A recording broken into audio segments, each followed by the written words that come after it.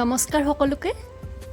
আজি মই পিঠাগুড়িৰ লাৰু বনাব গৈ আছো পিঠাগুড়িৰ লাৰু বহুত ধৰণে বনাব পাৰি মই যেটো প্ৰসেছত বনাইছো হেইটো আজি আপোনালোকক দেখুৱাই দিও বলক ইয়াতে গুৰ একাপ মান মিহিকৈ কাটি লব মোৰ যেহেতু আগৰে গুৰ আছিল গৰম কৰি থোৱা সেই পনিয়া গুৰখিনি ইয়াতে একাপ দি দিছো এইখিনি অকনমান গোটা হ'ব লাগিব কাৰণে কম জুইত কিছু সময় মই লৰাই থাকিম 1-2 মিনিট মান সময় কেনেকুৱা কনসিস্টেন্সি হ'ব লাগে গুৰটো হেতু মই আপোনালোকক ভালদৰে বুজাই দিম বাৰু গুৰৰ যেটো কনসিস্টেন্সি হয় সেইখিনি ঠিক হলেহে এইটো লাৰু খুব সুন্দৰ হয় আগৰে ৰুকিলোৱা নাৰিকল আছিল এনেকুৱাকৈ এক কাপ বা 1.5 কাপ আপুনি ৰুকিলোৱা নাৰিকল ল'ব পাৰে পিঠাগুৰি গৰম কৰি থোৱা ৰদত শুকাই থোৱা যিকোনো পিঠাগুৰি লৈ ল'ব মোৰ আগৰে জহা চাউলৰ গুৰি অকনমান আছিল সেইখিনি 1.5 কাপ মান লৈ লৈছো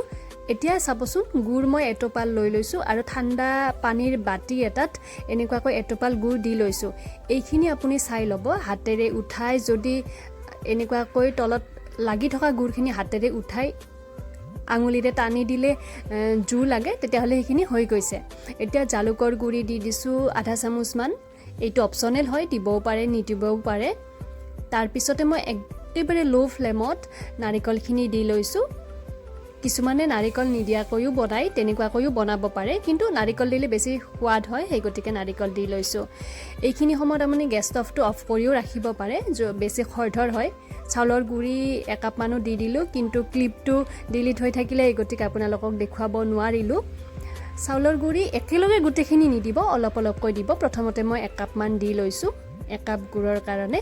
তাৰ পিছত আপুনি লাৰি থাকিলে গম পাব অকনমান পনিয়া টাইপৰ হৈ থাকিলে নহয় তেতিয়া আকৌ চাউলৰ গুৰি দি দিব মই পুনৰ আধা কাপ মান চাউলৰ গুৰি তাত দি লৈছো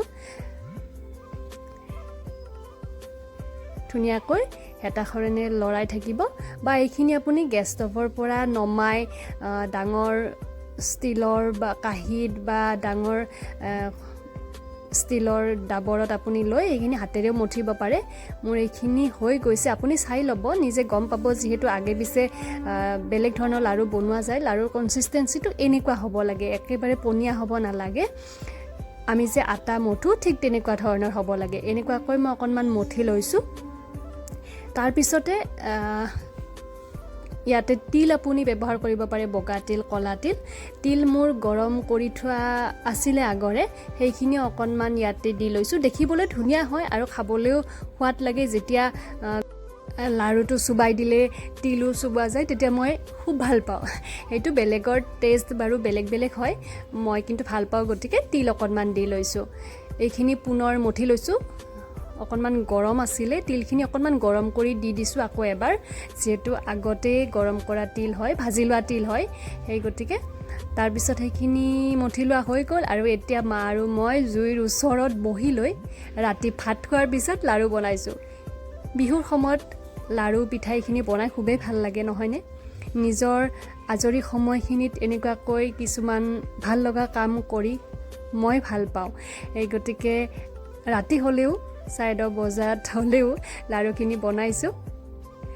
কেনেকুৱা পালে আপোনালোকে জনাব খুব সহজ হয় এইটো লাৰু বনাবলে আৰু খাবলৈ মই সকলোতকৈ ভাল পাওঁ নাৰিকলৰ লাৰুতকৈও এইটো পিঠাগুৰি লাৰু মই বেছি ভাল পাওঁ আৰু এইটো